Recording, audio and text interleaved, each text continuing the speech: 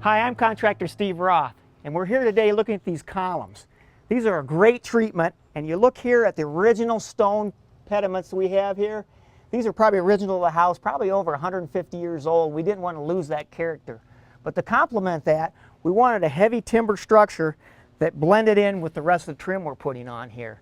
This is a great product from Fypon called a column surround. I'm going to show you how we install.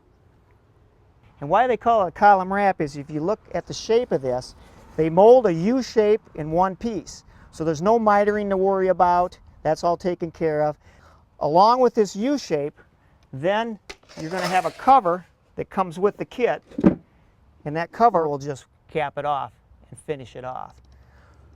But more important than that is we take a good look at the structural component of what's inside of this column wrap. You want to make sure you've got a good secure timber. This is just a 4x4 that we picked up at the lumber yard.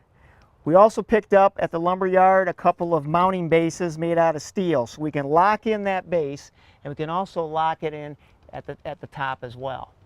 You notice a lot of blocking in here. In the core of that column wrap, we've got room that we wanted to build out the blocking so we can secure the wrap to that. But also, if you notice that electrical box up top, I'm putting different lanterns on each column wrap. I've mounted the box in place, and as you look on the back side, I can put the actual Romex wire to actually have a wire chase inside of that cavity of the column wrap. So let's actually do that.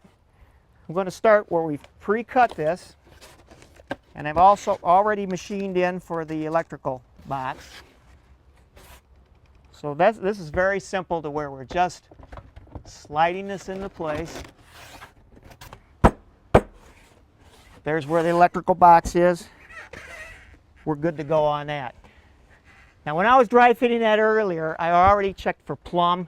You want to make sure that when you install your blocking in the core, that you're plumb in both directions, and that column's looking very natural when it's installed.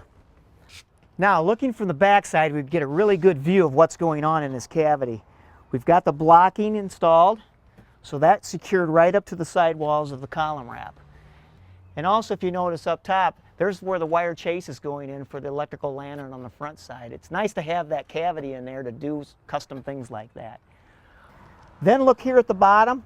We've got this centered between the structural post, but if you had to align that and have a little bit of giveaway, maybe an inch to the left or to the right, this gives you the freedom to do that, which is really nice that you don't have to be dead on with your actual structural post.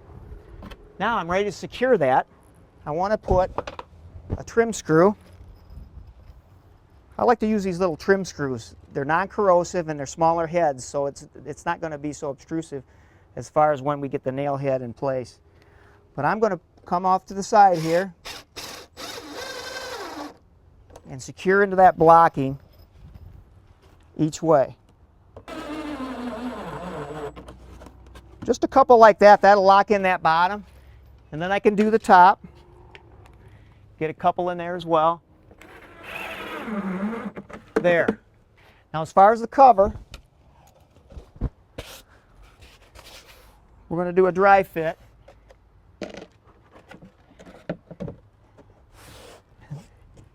And that's just basically going to cap that off. It's not mitered, it's just a butt cut, but it's going to fit on there nicely.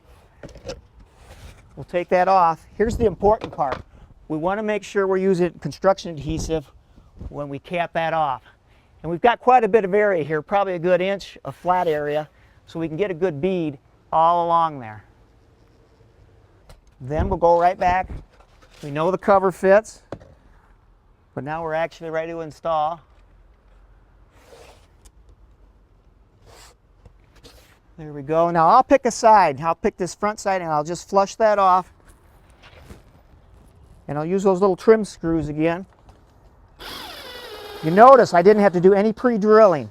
Working with the polyurethane foam is very clean and easy to work with. Yet the material has density where it actually pulls the screw head right into, and you can counterbore that a little bit.